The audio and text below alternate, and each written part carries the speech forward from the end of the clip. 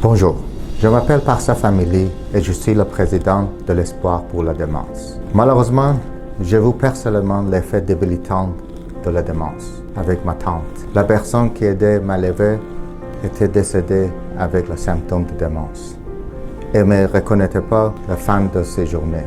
C'est pourquoi, en 2016, j'ai créé l'Espoir pour la démence pour sensibiliser sur la santé mentale. La recherche montre que le déclin de la santé du cerveau commence de nombreuses années avant l'apparition des symptômes de la démence. Nous croyons que le dépistage régulier et la réduction des risques modifiables sont des moyens importants pour diminuer le nombre de diagnostics évitables et de ralentir la progression des symptômes au premier stade de la démence. Il n'y a pas de remède à ce moment-ci. C'est pour ça qu'il faut concentrer sur le diagnostic précoce, la prévention et les interventions rapides. Pour ce faire, la prévention de la démence doit être une priorité nationale en matière de santé, avec des stratégies et des services de prévention fournis à tous les niveaux du système de santé et dans nos communautés.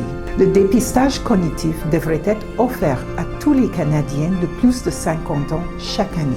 Ce dépistage pourrait consister en un examen annuel des facteurs de risque modifiables avec votre médecin de famille et pourrait inclure des tests cognitifs pour les patients qui se sentent les plus à risque.